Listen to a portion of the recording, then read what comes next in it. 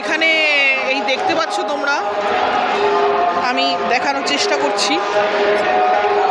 দেখো এখানে দেখছো এই যে প্ল্যাটফর্মটা করেছে স্টেজ মতো ওপরে, এখানে হচ্ছে সাই বাবা প্রোগ্রাম হয়।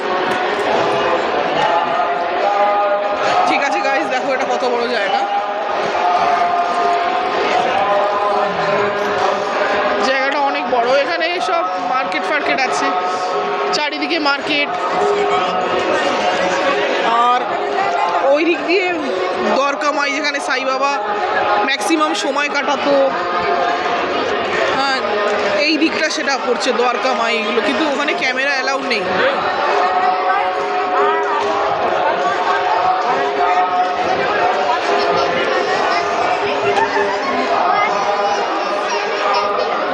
आंटी इस साइड में द्वारकामाई और क्या क्या है? চাউরি আর দ্বারকামাই। গাইস এখানে দেখো এই সাইডটা চাউরি এবং দ্বারকামাইয়ের মন্দির আছে। এখানে বাবা রেস্ট করতা থাকে।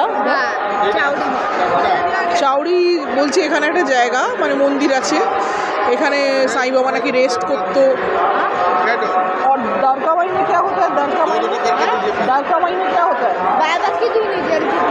हाँ बाबा की धुनी जलती है। धुनी बोले तो प्रदीप जलती है।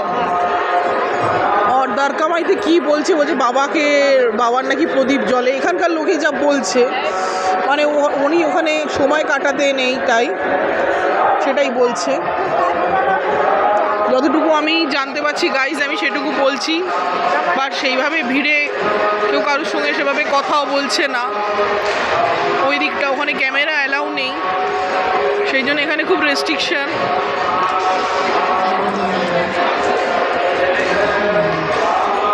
ভেতরে মার্কেট দেখো,